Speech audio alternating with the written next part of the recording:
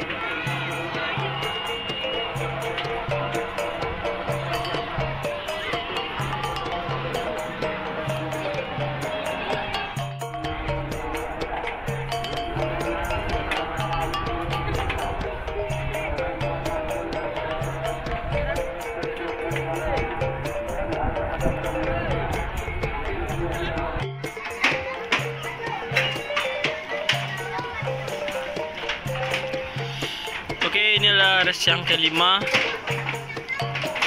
pacuan di Padang Panjang. Ada buku ya. Habis di nalo.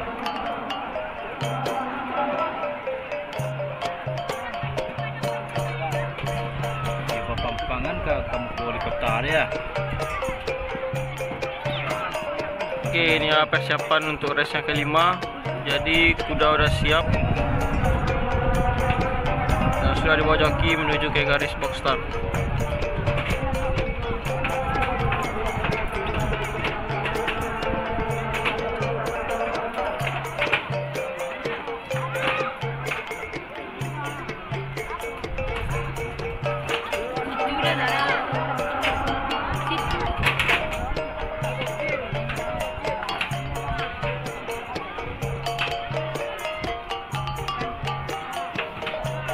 TV, jangan lihat TV.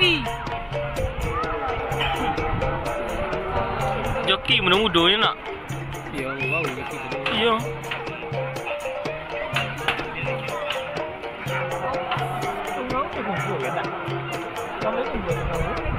Tiang dia gede saya ya.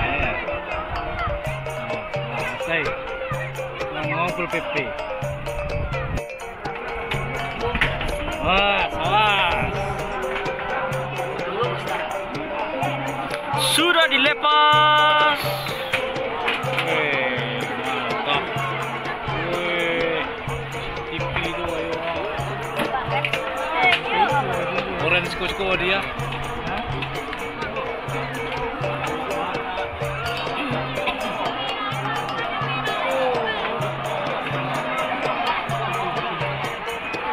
Wah, yo pede.